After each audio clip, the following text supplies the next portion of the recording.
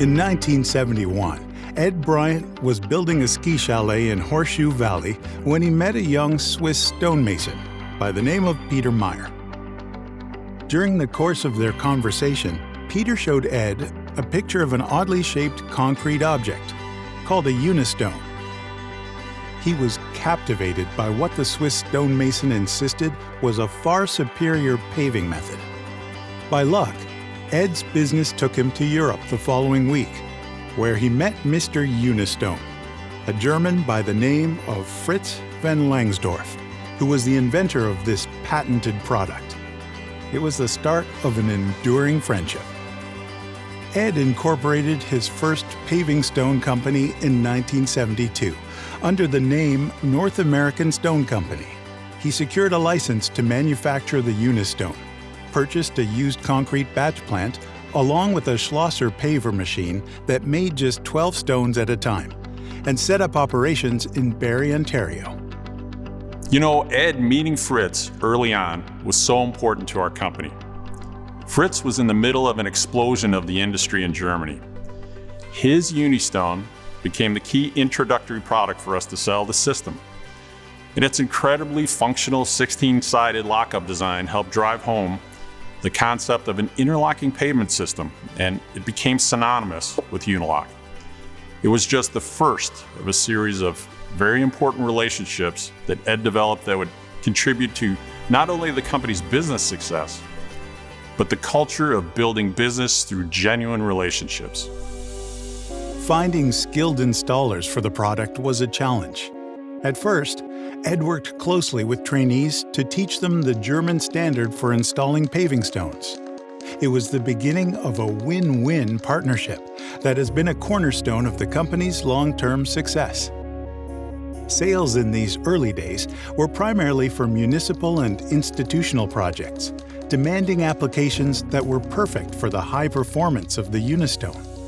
Its unique zigzag shape was completely interlocking, and tests conducted worldwide had proved its ability to withstand massive loads.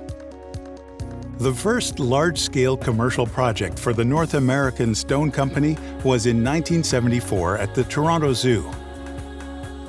That same year, Unistone was installed at the Yorkville Fire Hall, where it remained in place for more than 40 years before it was replaced with Unilock 𝐏𝐚𝐫𝐿.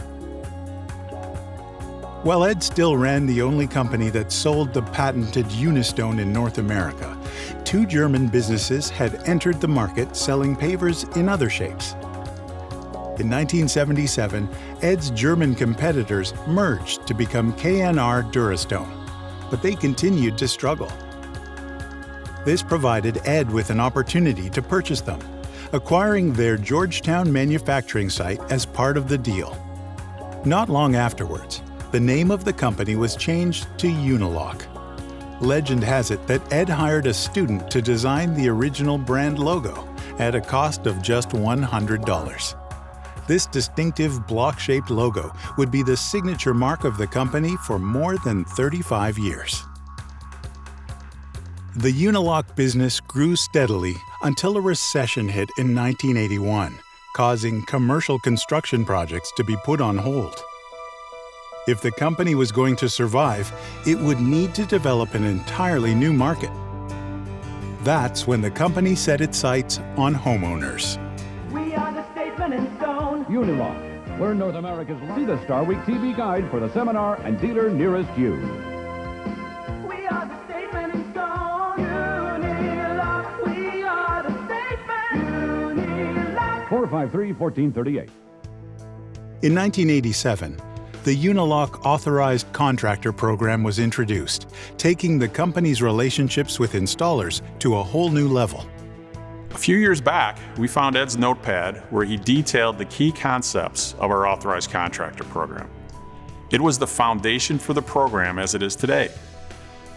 He saw it as a way to have meaningful conversations with the best contractors, creating a true partnership with them that would lead to mutual success and loyalty to the Unilock brand. Today, there are lots of companies who have programs like this, in our industry and in others. But back then, it was a groundbreaking idea, one that's paid enormous dividends over the past 35 years. They say that imitation is the greatest form of flattery, and virtually all our competitors now flatter us by trying to run copycat programs. But no one has yet captured the true spirit of the Unilock Authorized Contractor Program and the way it represents a genuine partnership. That remains uniquely Unilock. Meanwhile, the company had been dipping its toe into the U.S. market, shipping products from Ontario into Western New York and Michigan. When a dealer in Western New York recognized the market potential for these products, he proposed a joint venture to set up manufacturing in Buffalo.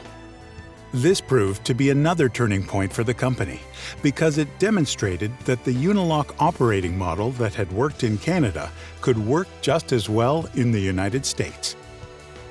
Ed began to picture a company that would wrap around the Great Lakes, from Detroit to Chicago and out to New York. The first step in making this dream a reality was the purchase of land in a cornfield just west of Chicago.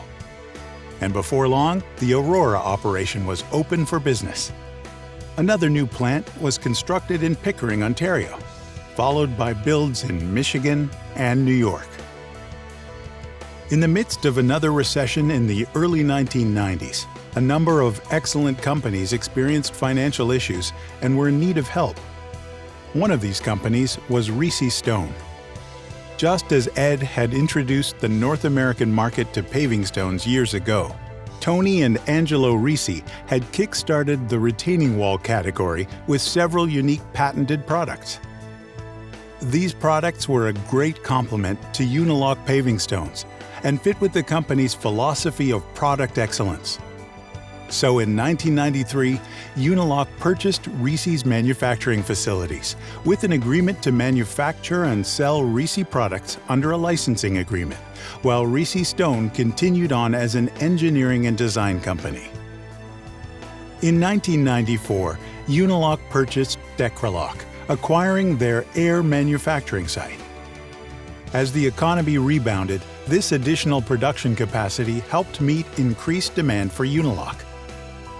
In addition to the company's ambitious acquisitions throughout the 1990s and into the early 2000s, Unilock continued to build new facilities with Chicago Plant 2, New York Plant 2, and Chicago Plants 3 and 4 opening their doors. New geographies were added to the mix as well, with Unilock operations in Ohio in 1999 and Boston in 2001. As the company grew, the pace of new product innovation remained steady. Classico was launched in 1983 as the first circle paver system, allowing installers to create free-flowing designs. The early 1990s saw the arrival of the company's first permeable products, the first face mix products, and new surface textures like Series 3000.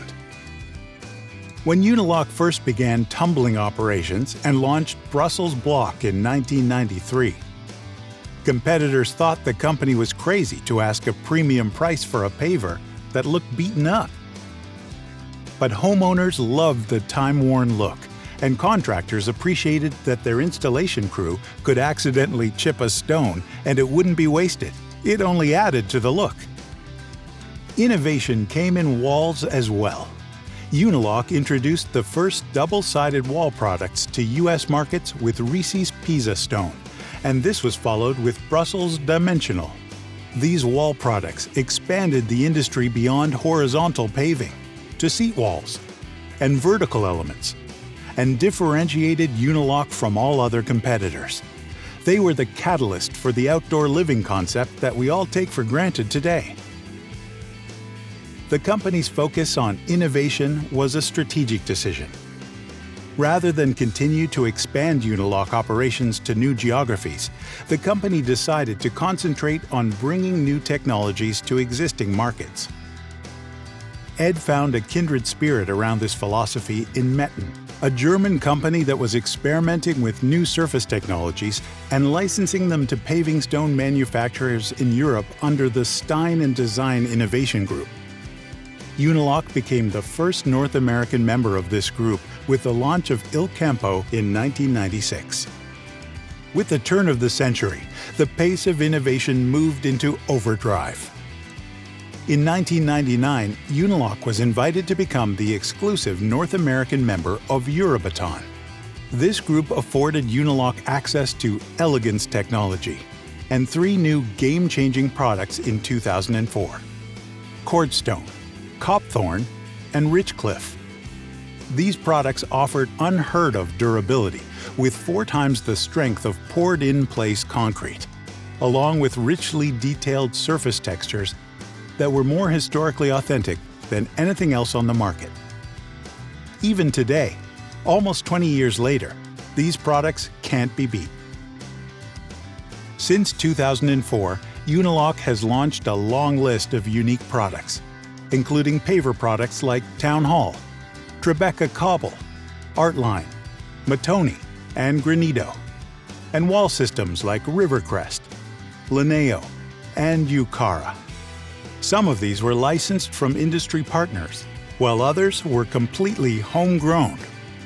Contractors were introduced to new time-saving tools like the Unilift paver laying machine and the U-level elevation tool, as well as new build methods like the Ucara wall mount system and the Ucara modular units that make it possible to build vertical features better and faster than ever before.